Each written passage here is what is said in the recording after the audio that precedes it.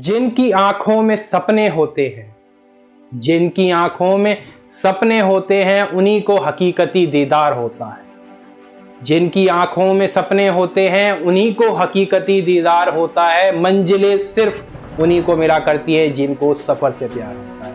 नमस्कार दोस्तों, मैं हूं आपका दोस्त एंड होस्ट धीरज कुमार। स्वागत करता हूं केस स्टडी के एक नए एपिसोड में। हमारी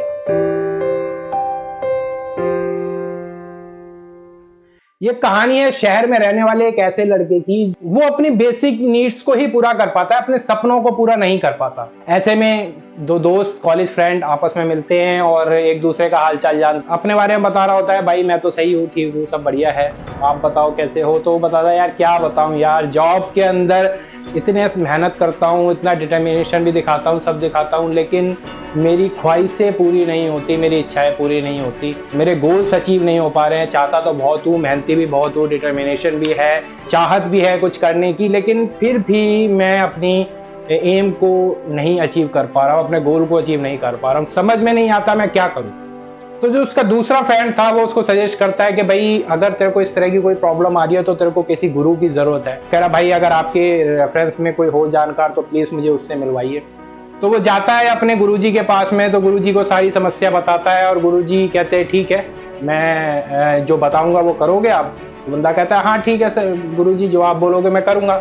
तो ऐसे में क्या होता है कि गुरुजी उसको एक तालाब के किनारे ले जाते हैं और वहाँ पे काफ़ी सारे कंकड़ पड़े होते हैं, अनगिनत कंकड़ पड़े होते हैं। अब गुरुजी उसको एक टास्क देते हैं कि भाई इन कंकड़ों के बीच में एक कंकड़ ऐसा है जो तुम्हारी सारी प्रॉब्लम को सॉल्व कर सकता है। मतलब वो एक चमत्कारी कंकड़ है, उसको जिस भी चीज जिस भी मेटल से छुओगे वो सोने की हो जाएगी। तो ऐसे में अगर आप उस कंकड़ को ढूंढ पाए तो आपकी गरीबी, आपकी दरिद्रता सब नष्ट हो जाएगी, सब कुछ ठीक हो जाएगा। तो क्या तुम ये कर सकते हो?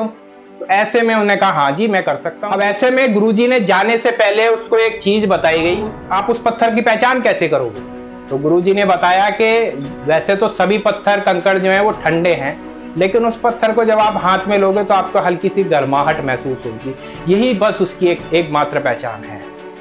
तो ऐसे में क्या करता है बंदा, अपना स्टार्ट करता है। भाई फर्स्ट डे सेकंड डे वो एक एक पत्थर उठाता है, देखता है ठंडा है, तालाब में फेंक देता है, क्योंकि अगर वहीं फेंक देगा तो फिर वहीं दोबारा से उसकी गिनती में आ जाएंगे। तो इसलिए वो क्या करता है कि इसको फिल्टर करने के लिए, इन कंकड़ों को फिल्टर करने के लिए जो चेक करता जाता है उनको क्या है वो तालाब में फेंकता जाता है। अब ऐसे में क्या है कि एक दिन हो गया, 2 दिन हो गया, बहुत अच्छे से चेक करता है सब कंकड़ों को, पूरा डिटर्मिनेशन भी है, हार्ड वर्किंग भी, सुबह से शाम तक लगा रहता है, हार्ड वर्किंग भी अच्छा है, डिटर्मिनेशन के साथ एक एक कंकड़ को पूरा अच्छे से चेक करता है। बंदे के अंदर चाहत भी है करने की, जब भी सब चीजों को कर रहा है। अब क्या होता है, 2 दिन होते हैं, 4 दिन होते हैं, 5 दिन होते हैं, महीना भर बीत जाता है, 2 महीने बीत जाते हैं, लेकिन उसको कंकड़ मिलता नहीं है। तो ऐसे में क्या होता है, उसकी जो वर्क एफिशिएंसी होती है वो कम हो जाती है। मतलब ऐसे में जो स्टार्टिंग में वो एक एक 2 कंकड़ को बहुत विश्लेषण के साथ में चेक कर रहा था, वो चीजें करना छोड़ देता। अब उसकी हैबिट बन जाती है, ये हैबिट बन जाती है कि बस वो उसको ज्यादा ऑब्जर्वेशन नहीं करता, क्योंकि उसको लगता है कि बस मैं अब सीख गया हूं या कुछ। और जो 100% अटेंशन वो स्टार्टिंग में दे रहा था वो नहीं देता। अब देखता है कंकड़ उठाया, देखा ठीक है ठंडा है, फेंक दिया, कंकड़ उठाया, देखा ठंडा है, फेंक दिया। अब 5-6 महीने बीत गए ऐसे करते करते, अब सडनली उसके हाथ में वो पत्थर आ ही जाता है।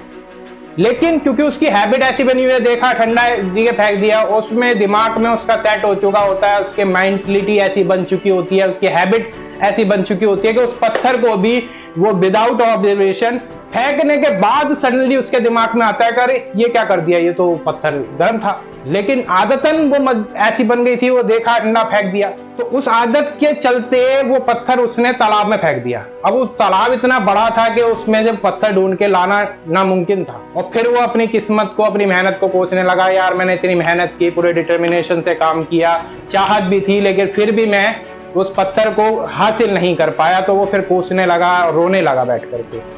तो इस कहानी स्टोरी से आपको क्या सीखने को मिलता है? इस स्टोरी से, इस कहानी से हमें यह सीखने को मिलता है कि भाई अपॉर्चुनिटीज हमारी लाइफ में, सबकी लाइफ में आती हैं, लेकिन अपॉर्चुनिटीज को पाने के लिए आपको हर दिन अपना 100% देना पड़ता है। किसी को भी नहीं पता होता कि कौन सा ऐसा दिन है, कौन सी ऐसी अपॉर्चुनिटी है जो उसको कामयाबी के शिखर तक पहुंचाए, क्योंकि हमारी हैबिट ही ऐसी बन गई है हर चीज को लाइट लेने की। तो जब वो अपॉर्चुनिटी हमारे सामने आती है तो हम उसको भी लाइटली ले लेते हैं और उसमें अपना 100% नहीं देते हैं, जिसकी वजह से हम अपने गोल को अचीव नहीं कर पाते। यही एकमात्र कारण है जिसकी वजह से ज्यादातर लोग अपनी लाइफ में हताश निराश होकर के बैठ जाते हैं और फिर ये सोचते हैं यार मेहनत करने से कोई फायदा नहीं होने वाला है, डिटर्मिनेशन से कोई फायदा नहीं होने वाला है। भैया देखो, पूरी लाइफ के अंदर सिर्फ एक दिन ही होता है चेंज का, तो आपको उसके लिए खुद ही फाइट करना पड़ेगा। आपको स्टार्टिंग से लेकर के एंड तक, जब तक आपको आपका गोल अचीव नहीं हो जाता तब तक आपको ये मान करके चलो हर एक दिन आपका गोल अचीविंग डे है। आपको 100% अपना देना है। हार्ड वर्क, डिटर्मिनेशन या चाहत होने का मतलब ये नहीं है कि बस आपने अपने मन में सोचा है तो बस उस चीज को कर।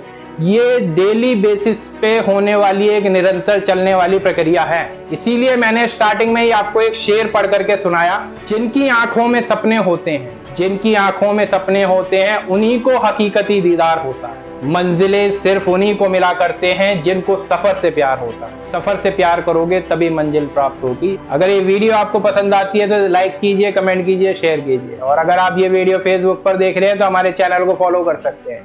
अभी तक के लिए बस इतना ही। मिलते हैं किसी नई वीडियो में किसी नए टॉपिक के साथ। तब तक के लिए नमस्कार, आदाब, सत श्री अकाल, जय हिंद, जय भारत।